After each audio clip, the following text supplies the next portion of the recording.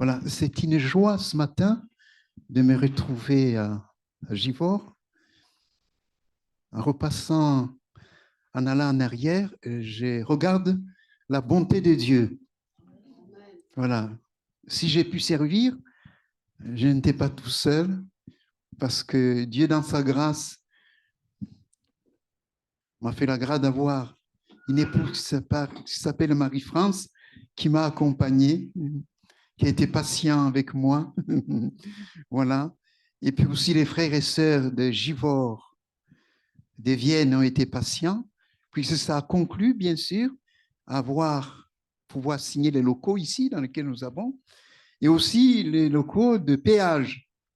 Voilà, donc je pense que ce sont des biens que Dieu a donnés à l'Église. Ma prière, c'est que Dieu étende sa main, ça s'agrandisse encore, parce qu'il est le Dieu de la croissance. On peut traverser le moment difficile, mais Dieu est bon. Voilà. Je remercie bien sûr l'invitation de Robert. Je salue aussi Francis. J'ai l'occasion de lui dire un mot cet après-midi. C'est vraiment, ça fait chaud au cœur de voir bien sûr des frères, des visages qu'on a connus, mais de voir des visages nouveaux. Hein, de nous voir nouveaux. Ça dit que Dieu, dans sa grâce, fait son œuvre. Amen. Alors, j'ai dit, Seigneur, qu'est-ce que je vais dire à Vienne et Givors? Alors, il y a quelques pensées qui sont venues sur mon cœur que j'ai transmises, bien sûr, à Robert. Hein. J'ai pensé, bien sûr, à ce texte d'Éphésiens 5, dont je vais résumer, donc que nous avons vu. Il est dit, rachetez le temps quand les jours sont mauvais, et puis quand je me suis arrêté. Et puis, à la suite, il est dit, entretenez-vous par des psaumes, des cantiques spirituels, bien sûr, et dans l'entretien. Quand on veut aller plus loin, vous avez intérêt, vous allez prendre la route, si vous avez un véhicule, parce que chez le garagiste, de vérifier les niveaux. Si vous faites 30 km, c'est pas de problème. Mais si vous allez faire 600, 800 km à le retour, vous avez intérêt que le véhicule soit en bon état. Sinon, sur la route, vous risquez d'avoir des problèmes. Donc, la vie chrétienne, c'est aussi pareillement. Nous avons besoin d'un entretien. Amen. Merci pour ceux qui ont fait le ménage et à l'entretien. Laver les chaises, bien sûr, ça fait partie du service. Ceux qui visitent les autres, bien sûr. Amen. Et voilà, ceux qui saluent les autres, qui prennent soin des uns des autres. Alors, je suis persuadé que c'est un ensemble. Nous sommes dans un corps. Ce matin, j'aimerais bien sûr attirer votre attention sur un jeune homme qui a tout perdu. Vous voyez, peut-être qu'il y a des personnes qui ont tout perdu. Ça peut arriver, ça fait nous arriver. Un jour dans notre vie, nous avons tout perdu. J'étais un petit garçon, on a pris la route. Ce texte, quand je le lis, je remonte le temps. Nous allons ce matin regarder un jeune homme qui s'appelle Méphibosheth. Il était roi, il s'est trouvé sans rien.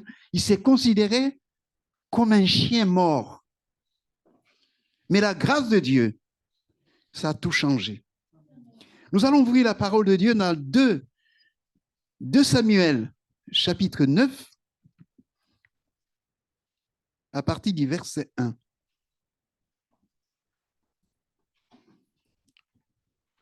Il est écrit,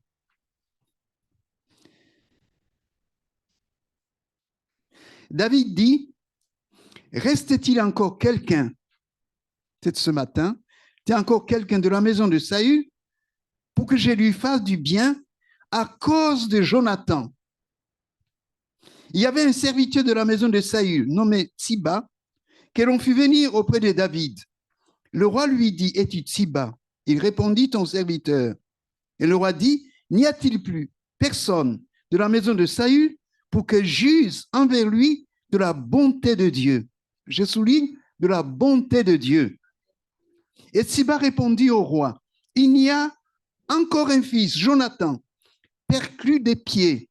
Le roi dit, où est-il? Et Tsiba répondit au roi, il est dans la maison de Makir, fille d'Amiel, à Lodébar. Le roi David l'envoya chercher dans la maison de Machir, fille d'Amiel à Lodébar. Et Méphibosheth, fille de Jonathan, fille de Saül, vint auprès de David, tomba sur sa face, se prosternant. David dit, Méphibosheth, il répondit, voici ton serviteur. David lui dit, ne crains point, car je vais te faire du bien à cause de Jonathan. Je vais te faire du bien à cause de Jonathan, ton père. Je te rendrai toutes les terres de Saül, ton père. Tu mangeras toujours à ma table. Il se prosterna, il dit, qu'est ton serviteur pour que tu regardes un chien mort tel que moi? C'est terrible. Ah oui. Et puis nous irons dans les lamentations, parce que je parlais des psaumes. Nous sommes venus de nous entretenir et de méditer. Le psaume, lamentation de Jérémie, chapitre 3. Lamentation de Jérémie, le chapitre 3. Lamentation de Jérémie, le chapitre 3, le verset 19. Il est écrit, Lamentation de Jérémie, il est écrit, quand je pense à ma détresse, peut-être qu'il y a quelqu'un dans la détresse, à ma misère, à l'absinthe, au poison, quand mon âme s'en souvient, il est abattu au-dedans de moi, voici ce que je veux repasser à mon cœur, ce qui me donnera de l'espérance. Verset 22. Les bontés de l'Éternel ne sont pas épuisées, ses compassions ne sont pas à leur terme, elles se renouvellent chaque matin. Oh, que ta fidélité est grande. Amen. Gloire à Dieu. Nous allons nous recueillir encore une fois. Amen.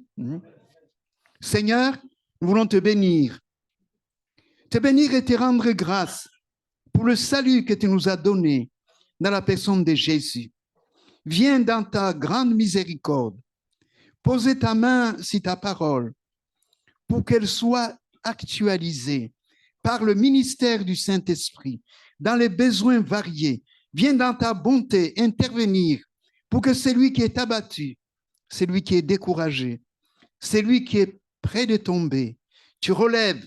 Nous confessons ta victoire sur le manigance de l'ennemi. Te rendons grâce. Tu es l'Éternel qui guérit, qui restaure. Nous confessons ta victoire ce matin. Viens pallier à la faiblesse du langage humain et glorifie ton nom, notre Dieu, au nom de Jésus. Amen. Gloire à Dieu. Le thème de ce matin, que je me donnais un titre au message, je donne comme thème, tu es recherché par Dieu en Jésus-Christ pour être restauré et guéri. Voilà. Aux États-Unis, parfois on placarde. Quand quelqu'un est recherché, si c'est un voleur, on met 10 millions de dollars. Si vous retrouvez ce gars, vous avez votre compte. Alors, ami, je vais te dire que tu es recherché. Non pas recherché pour être condamné, non pas pour être qu'on te fasse du mal. Tu es recherché pour que Dieu te bénisse encore. Dieu te cherche. Il te cherche dans ta misère, dans ta souffrance, dans ta détresse, pour te rétablir. Le nom de Méphibosheth signifie détruisant la honte. Peut-être qu'il y a beaucoup de honte dans ta vie à cause de ton passif, des histoires que tu as vécues. Je vais rappeler courtement mon histoire. Moi, je ne dormais pas la porte fermée. À cause de mon histoire, quand j'étais tout petit, j'ai vu des tragédies. J'ai vu des têtes, j'ai vu du sang. Et c'était inscrit dans ma mémoire. J'avais peur qu'on vienne me couper la tête à cause du génocide. J'étais tout petit. J'ai vu des choses atroces. J'étais amené chez les psys, chez les médecins. Personne ne pouvait me guérir. Et puis un jour, j'ai entendu l'évangile. Eh oui. Je me suis avancé. On m'a imposé les mains. J'ai vécu une conviction physique. Quand je suis rentré chez moi, je me suis couché. J'ai dit, oh, qu'est-ce qui arrive dans mon corps? Je suis bien, le compte. J'ai fermé la porte, j'ai dormi pour la première fois sans en fermant la porte. Je ne pouvais pas la fermer. Ah oui, eh oui, la journée, j'ai sourié, mais le soir, c'était la 4 ans, j'ai dormi, c'était comme film d'horreur. Il y a des choses qu'on a vécues qui nous poursuivent. Ah oui. Peut-être ce matin, il y a quelqu'un qui est poursuivi par son passé, des échecs, des souffrances, des moments très douloureux. Eh oui. Nous avons vendredi soir à Vienne parlé, bien sûr, de ce magnifique psaume 86, une prière de David, où David dit, parle du Seigneur et dit, mais Seigneur, toi, tu es un Dieu miséricordieux, compatissant. Nous avons, comment dirais-je, essayé de méditer ensemble si les 5 caractères du Seigneur, communément entendus pour notre salut, avec une conclusion magnifique où David dit, opère un signe. J'ai rappelé le signe de la croix. Amen. Pour que nos ennemis les voient, soient confondus. Donc David croyait. Amen. Amen. Nous croyons, bien sûr aussi, que Dieu, dans sa grâce, veut étendre sa bonne main. Amen. Dieu a étendu sa bonne main sur Méphibosheth. David est appelé l'homme selon le cœur de Dieu.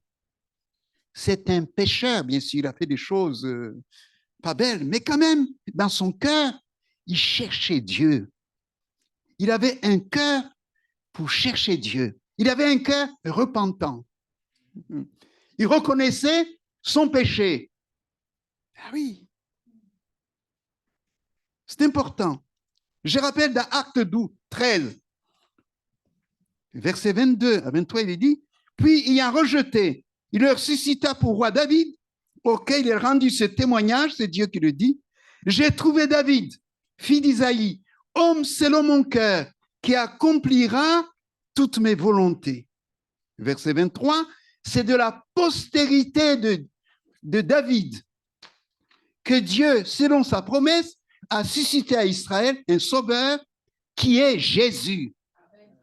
Donc, prophétiquement, en David, il y avait pour l'avenir du Messie. Eh oui. Donc, David a fait alliance avec Jonathan. David signifie bien-aimé. Dieu a dit, concernant Jésus, voici mon fils en qui j'ai mis toute mon affection, écoutez-le. Mon frère, ma sœur, tu écoutes les gens qui prêchent, vérifie s'ils disent les paroles de Jésus. Ah oui. Je n'ai pas dit mes paroles. L'église des Bérets, regardez si ce qu'on leur prêchait était conforme. C'est important. La conformité. Il ne faut pas que nous prêchions autre chose que Jésus-Christ, mais Jésus-Christ crucifié. Mais il est ressuscité. Ce matin, il est vivant. C'est important de rappeler. Jonathan, ça signifie don de Dieu. Amen. Il est l'image du don de Dieu. Jésus dit, Dieu dit, que Dieu a tant aimé le monde qu'il a donné son Fils unique afin que quiconque croit en lui ne périsse pas, mais qu'il ait la vie éternelle.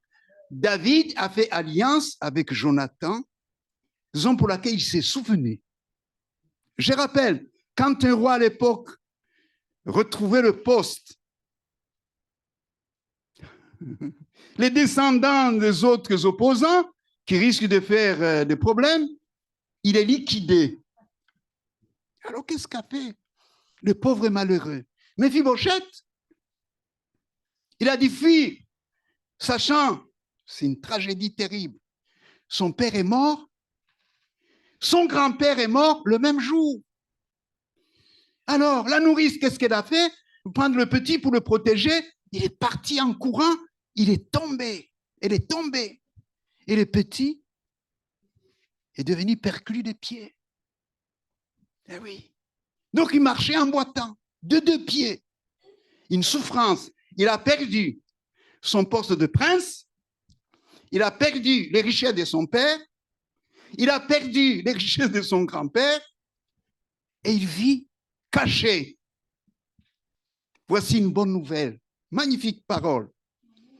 David dit, reste-t-il quelqu'un de la maison de Saül pour que j'use envers lui de la bonté de Dieu? Mon frère, ma sœur, dans la bonté de Dieu, il y a la bénédiction de Dieu. Amen. Mais lui, quand il a entendu, il a dit, il me cherche pour me liquider. Alors, bien sûr, qu'est-ce qui s'est passé? Il s'est caché chez Makir. Il a dit, lui dit, écoute, tu dis pas où je suis. Je me cache chez toi, mais je te donne tout ce que tu veux. Makir, ça signifie vendu. Ah oui. Mais aujourd'hui, dans la suite des temps, combien de gens se vendent? Ah oui, l'apôtre Paul dit, je ne fais pas ce que je veux, parce que je suis vendu au péché. Romains 7, 17. Beaucoup de gens sont vendus au péché. À cause d'une souffrance, on se vend à l'alcool. On prend, on boit, on boit, on boit. J'ai donné un petit témoignage. À Aix-les-Bains, il y avait messieurs, vous allez prendre dans un bar un peu de coca parce que voilà. Et puis à côté, il y avait un monsieur qui faisait la tournée. Il avait bu. J'ai dit, monsieur, vous ne voyez pas que tout le monde profite de toi? Tu as une famille. Il m'a dit, oui, il faut que je noie mon chagrin. J'ai dit, quel est ton chagrin? Il m'a dit, monsieur, c'est terrible.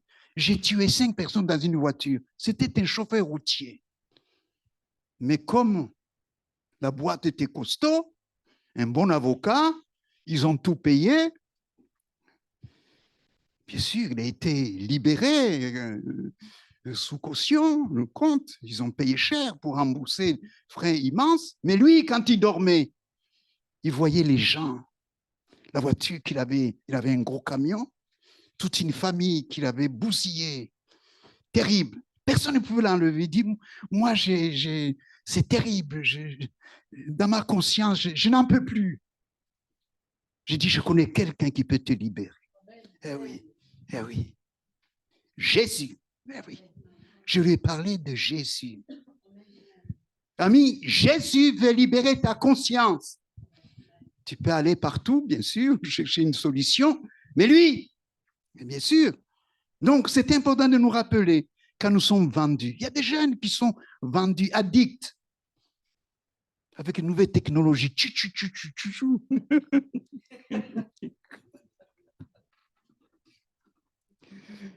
Quand un jeune ne pouvait pas s'en passer. Ça peut être quelque chose de la drogue. Ah oui. Dans le quartier des Menguettes, il y avait un jeune.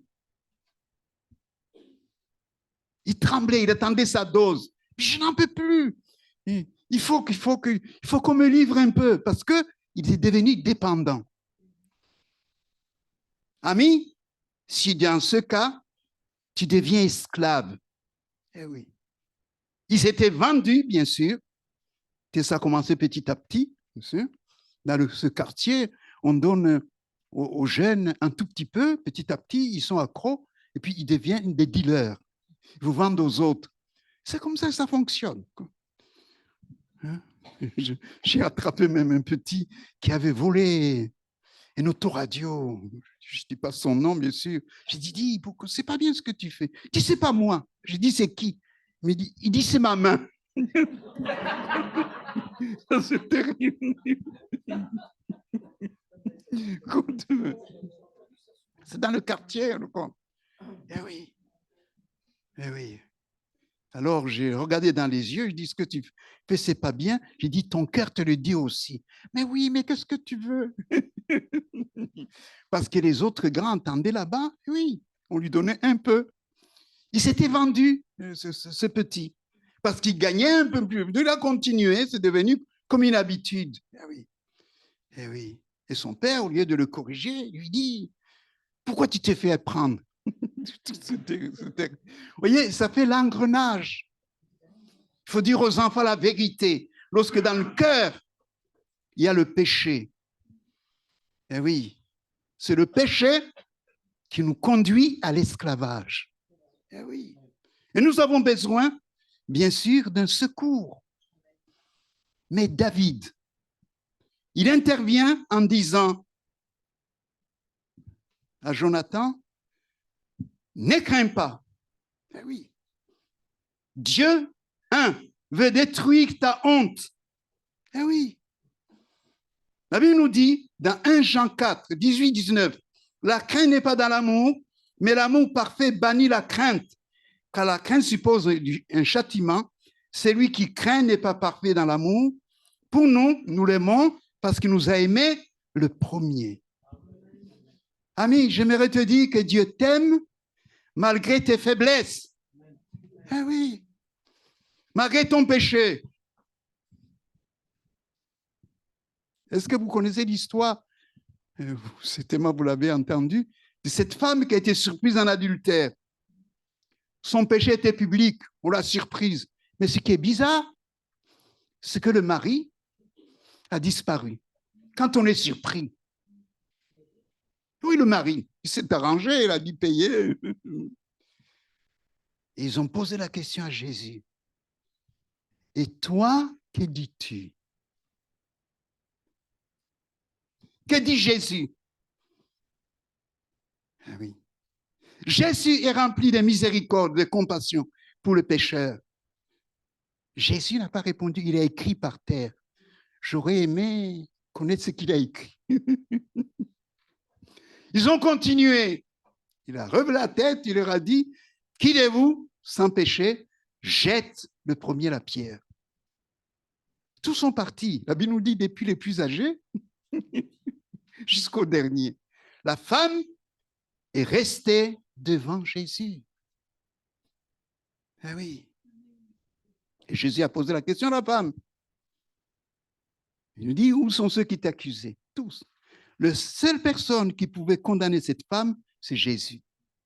Ami, ce matin, c'est lui qui peut te condamner, c'est Jésus. Mais il est venu pour que tu sois libéré. Tu ne sois pas esclave. Eh oui. Il a donné à cette femme une parole magnifique. Va et ne péche plus. Jésus donne le pouvoir de ne pas pécher. Il coupe les chaînes des vices, des passions. Lorsqu'on vient vers lui, il coupe notre passé et nous donne une autre vie. La Bible nous dit dans Romains, un magnifique verset, Romains 5, 8 à 10, mais Dieu prouve son amour envers nous, à ce que lorsque nous étions encore, moi je l'ai souligné, encore des pécheurs, Christ est mort pour nous. À plus forte raison. Donc maintenant que nous sommes justifiés par son sang, serons-nous sauvés par lui de la colère. Car lorsque nous étions ennemis, nous avons été réconciliés par Dieu par la mort de son Fils, à plus forte raison, étant réconciliés, serons-nous sauvés par sa vie. Amen. Dieu veut, ami, ce matin, te justifier. Jésus est notre justice. Vous savez, quand vous êtes condamné, vous avez besoin, bien sûr, d'un avocat, même ceux qui n'ont pas beaucoup de moyens, il y a l'aide des judiciaires, parce que c'est tellement compliqué.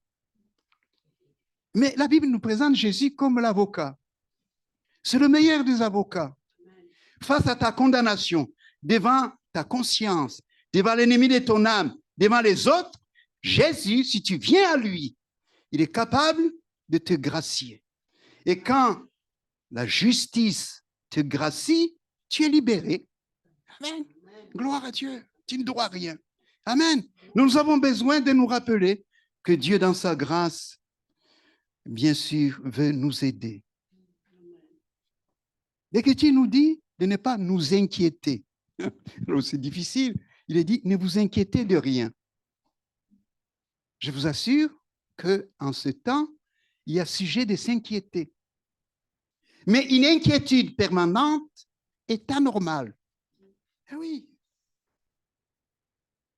Regardez ce verset. Philippiens 4. Philippiens 4, 5 à 7, il est dit que votre douceur soit connue de tous les hommes. Le Seigneur est proche. Verset 6. Ne vous inquiétez de rien, mais en toute chose, faites connaître vos besoins par des prières, des supplications, avec des actions de grâce, et la paix de Dieu, qui ne n'est pas tout intelligent, gardera vos cœurs et vos pensées en Jésus-Christ. Méphibosheth s'inquiétait pour sa vie. Il avait des bonnes raisons. Il avait tout perdu. Il pensait qu'il était recherché pour être tué. Il a perdu la santé. Il boitait. Il ne marchait pas droit. Hein. Dans la vie, il y a beaucoup de gens qui boitent. Oui. J'ai rencontré un monsieur en sortant d'un bistrot. J'ai dit, monsieur, vous avez beaucoup bu. Alors il me répond, qu'un verre. Titubé. Il m'a dit la vérité. Quoi. Je dis, vous allez tomber. Je dis, non, non, non, je vais arriver à destination. J'ai dit, regarde un truc. Je voulais me dire qu'il a bu que très peu, mais il avait bu beaucoup. Oui, donc quand on a bu trop, on ne trouve pas le chemin. Il y a beaucoup de choses qu'on consomme qui nous conduit à dévier. Oui. Il faut éviter des choses sales. Choses que tu regardes à la télé. Oui, qui nous font dévier. Alors, il avait beaucoup consommé. Oui. Mais Dieu propose sa bonté. C'est important, la bonté de Dieu. La bonté de Dieu était liée à l'alliance. David avait fait alliance avec Jonathan. Amen. Dieu a fait alliance en Jésus-Christ avec nous. Amen. Pour que nous soyons restaurés. C'est important, la restauration. Eh oui. Eh oui. Il était aimé.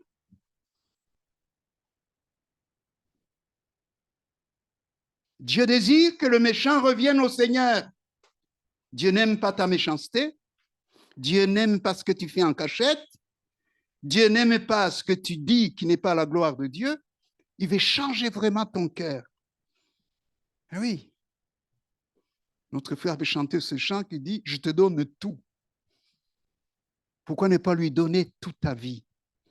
Donne-lui ta vie. Donne-lui tes échecs. Donne-lui tes peines. Donne-lui tes larmes. Eh oui. Donne-lui tout. Tu vas voir ce que Dieu va faire. Une recommandation. Dans Matthieu 5, 43-45, il dit, vous avez appris qu'il a été dit, tu aimeras ton prochain, tu haïras ton ennemi. Voici le verset 44. Moi, il m'interpelle. Mais moi, je vous dis, aimez vos ennemis. Oh, vous dites pas amen. Bénissez ceux qui vous maudissent. Faites du bien à ceux qui vous haïssent et priez pour ceux qui vous maltraitent et vous persécutent, afin que vous soyez fils de votre Père qui est dans les cieux. Donc, les enfants de Dieu doivent bénir les ennemis. Amen. Eh oui. Car il fait lever son soleil sur les méchants, sur les bons.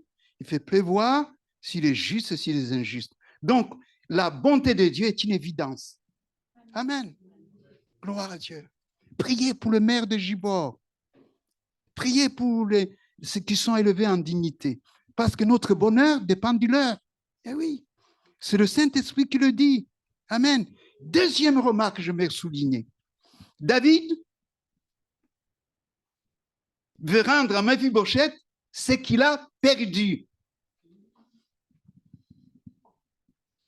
Dieu, ami, veut te rendre en Jésus-Christ ce que tu as perdu. Il a perdu son titre de prince. Ah oui. Il n'était plus prince, rien du tout. Il vivait caché. Dieu veut te rendre le titre d'enfant de Dieu. Amen. La Bible nous dit, à tous ceux qui l'ont reçu, qui croient en son nom, il a donné le pouvoir de marcher. Alléluia. D'être appelé fils de Dieu. Mais il nous a donné le pouvoir de marcher sur les serpents, sur les scorpions, sur la puissance de l'ennemi. Amen. Gloire à Dieu. Dieu, le diable craint que tu puisses croire ce que tu es en Jésus-Christ. Amen. Quand tu pries au nom de Jésus, le ciel est ouvert pour toi. Eh oui. Eh oui. Il y a un magnifique verset, très court, magnifique verset, dans le psaume 138, que j'aime beaucoup. Il y a 3 secrets magnifiques. Verset 3. Il est dit, le jour où j'étais invoqué, tu m'as exaucé, tu m'as rassuré, tu as fortifié mon âme. Quand tu invoques Dieu, Dieu t'exauce. Alors, quand il t'exauce, il peut dire oui, on est content. Mais il peut dire aussi non. Mais quand il dit non, peut-être le non cache quelque chose de meilleur. Eh oui, on est découragé. L'apôtre Paul, Dieu lui a dit non, non, tu n'iras pas tel endroit. Il a continué de prier et pendant la nuit, il a eu une vision du Macédonien. C'est pourquoi l'évangile est rentré en Europe. Eh oui. Un jour, pratiquement dans notre famille, nous avions notre fille, je ne dis pas son nom, et voulait aller approfondir l'anglais. Elle parlait anglais, elle avait appris les lettres. Elle m'a dit, papa, moi je vais aller en Amérique. Ah, j'ai dit, Amérique, c'est loin, il vaut mieux que tu ailles en Angleterre. Non, non, moi c'est l'Amérique.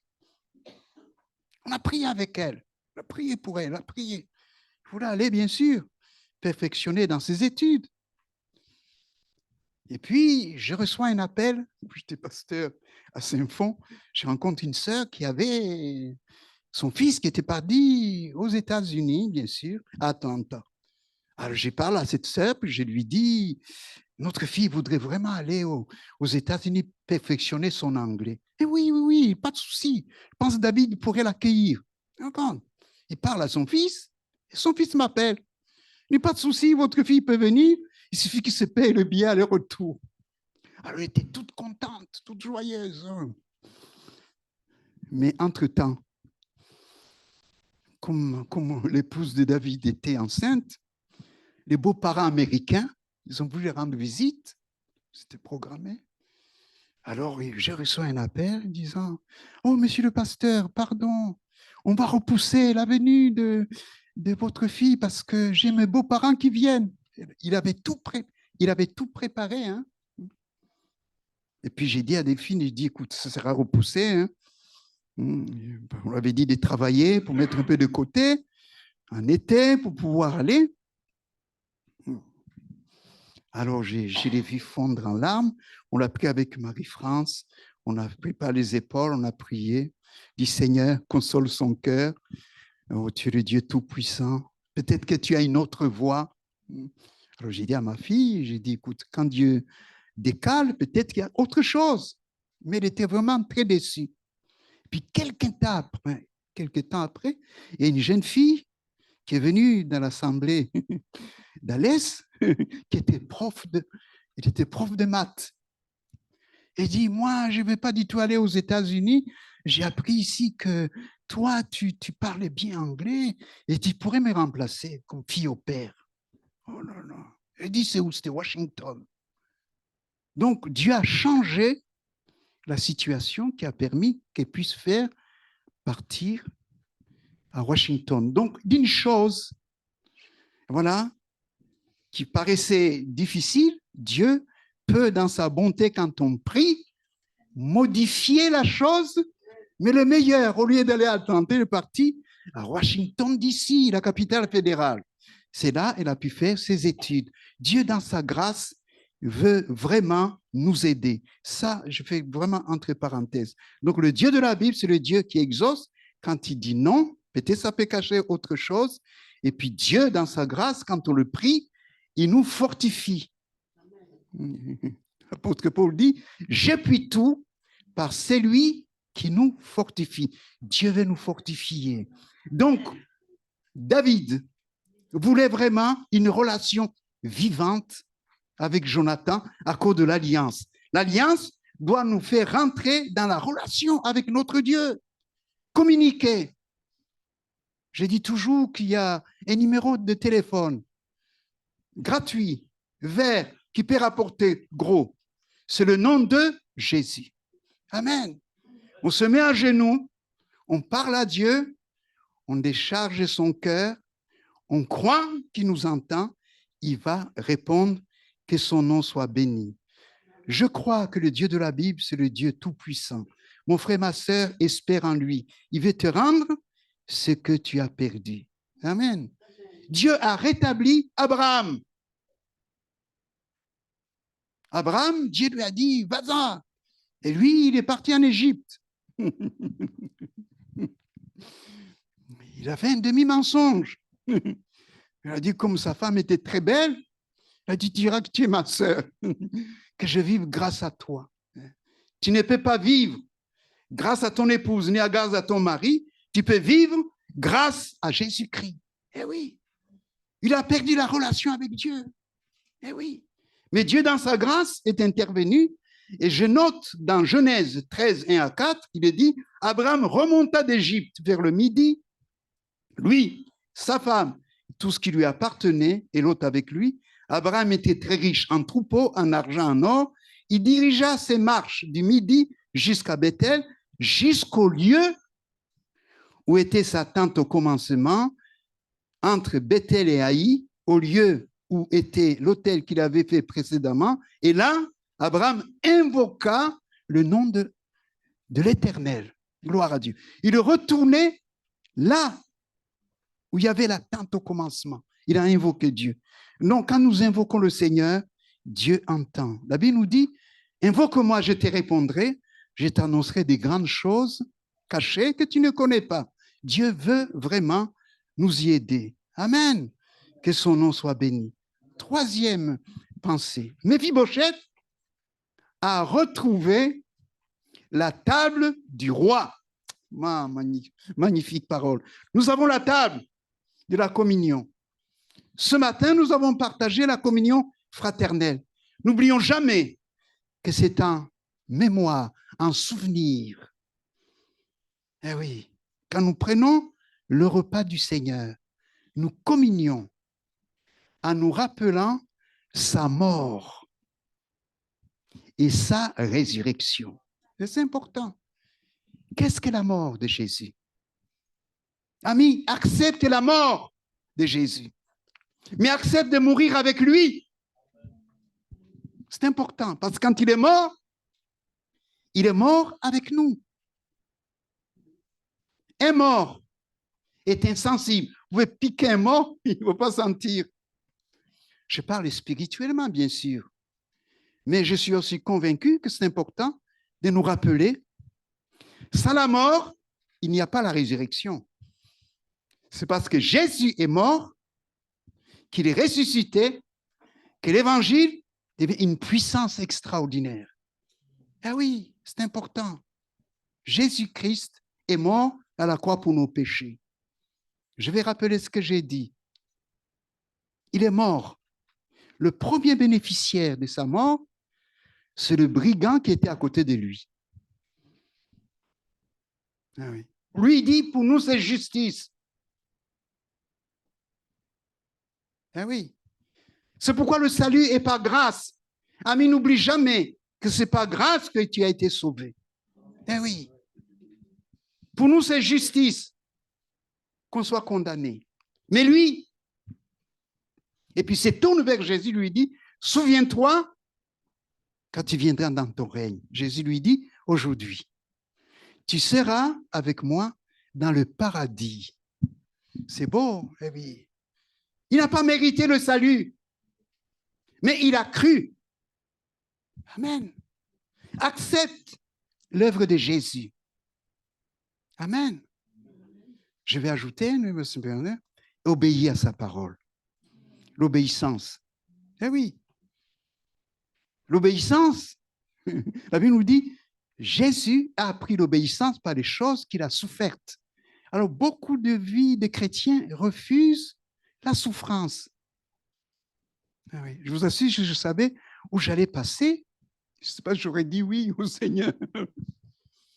On a eu un incendie à Manosque. Merci pour les églises qui ont prié pour nous. L'église est brûlée. Et voilà. Une chrétienne évidemment a dit, frère, comment on va devenir? Qu'est-ce qu'on va faire? Je ne pouvais pas mentir parce que qu'est-ce que vous pouvez dire? J'ai dit, moi non plus, je ne sais pas. J'ai dit, Dieu le sait. J'ai dit, on va prier. Et oui. 5 mois sans lieu de culte. Mais Dieu a veillé sur son œuvre. Gloire à Dieu. L'église a été rebâtie, reconstruite à neuf. Ah oui. C'était l'année la plus prospère. On a pu demander, je disais à Robert, des lieux de culte au bord de la rivière, comme à l'ancien temps. On a annoncé l'évangile en plein air. On a fait des baptêmes au bord de la rivière. L'évangile a été répandu. Et l'église, les gens ont été généreux. Ils ont donné. Bien, Dieu, dans sa grâce, il a pourvu. Parce que l'église appartient à Jésus-Christ. Nous sommes que des serviteurs. Que Dieu m'aide, n'est jamais oublié. Mon frère, ma sœur, Dieu est vraiment bon. Il faut que tu saches, eh oui, qu'il veut te rétablir, que tu retrouves la communion. Jonathan avait fait alliance avec David, Méphibosheth, qui était boiteux, qui avait tout perdu, a récupéré même les terres. Incroyable. Ah oui, magnifique parole.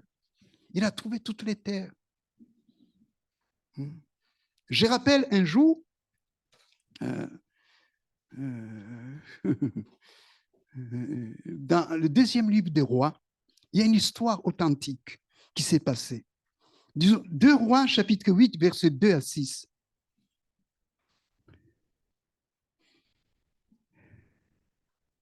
Il est écrit, la femme se leva, alla vers, elle fit selon la parole de l'homme de Dieu, et s'en alla, elle et sa maison, séjourna 7 ans au pays des Philistins.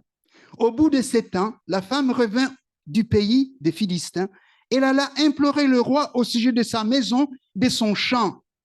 Le roi s'entretenait avec Géasi, serviteur de l'homme de Dieu. Il disait, raconte-moi, je te prie, toutes les grandes choses qu'Élisée a faites. Et pendant qu'il racontait au roi comment Élisée avait rendu la vie à un mort, la femme dont Élisée avait fait revivre le fils vint implorer le roi au sujet de sa maison, de son champ. Géasi dit, ô roi, mon Seigneur, voici la femme, voici son fils qu'Élisée a fait revivre. Le roi interrogea la femme et lui fit le récit. Puis le roi lui donna un eunuque auquel il dit, fais restituer tout ce qui appartient à cette femme, je l'ai souligné, avec tous les revenus du champ, depuis le jour où il a quitté le pays jusqu'à maintenant. Incroyable. Cette femme est revenue. Dieu a fait concourir les circonstances pour qu'elle retrouve tout ce qu'elle a perdu. Eh oui. Ma question ce matin, je te la pose. Qu'est-ce que tu as perdu?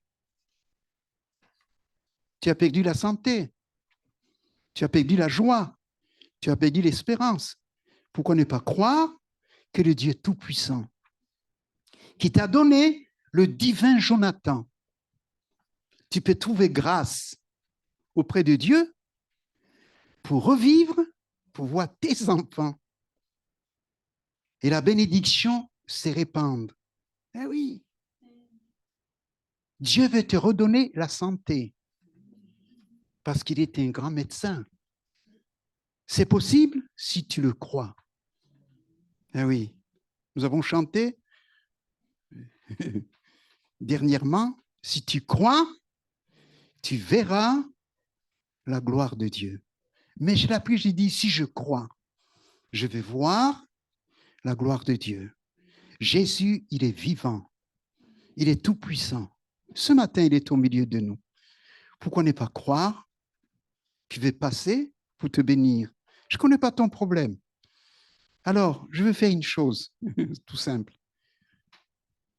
J'aimerais, pour ceux qui ont perdu quelque chose, pour ceux qui se cachent comme Méphibosheth, pour ceux qui ont honte d'une situation, d'un problème, puissent croire ce matin qu'en Jésus-Christ, ça peut changer. Vous vous levez tout simplement et nous allons faire une courte, simple prière avant de clôturer ce culte. Amen. Gloire à Dieu. S'il y a des personnes qui ont besoin vraiment d'un secours de Dieu, amen. Nous voulons croire que tout est possible ce matin. Je ne sais pas ce que tu as perdu, mais si tu pouvais croire, tout est possible. Seigneur, nous voulons ce matin te rendre grâce, te bénir pour ta bonté, te bénir pour ta miséricorde. Je vais réclamer vraiment ta bénédiction pour ceux qui sont debout, même à distance. Tu es capable de les toucher. Passe dans les rangs. Viens glorifier ton nom. À distance, interviens. Demeure le Dieu de notre salut, comme tu as restauré Méphibosheth, comme tu l'as béni, pour retrouver la table du roi. Que ses bien-aimés retrouvent ce qu'ils ont perdu. Que ton secours leur soit communiqué. Nous te le demandons. Au nom de Jésus, amen. Amen. Et que Dieu vous bénisse. Merci. Cet après-midi, nous parlerons de l'échec, ceux qui traversent l'échec. Merci.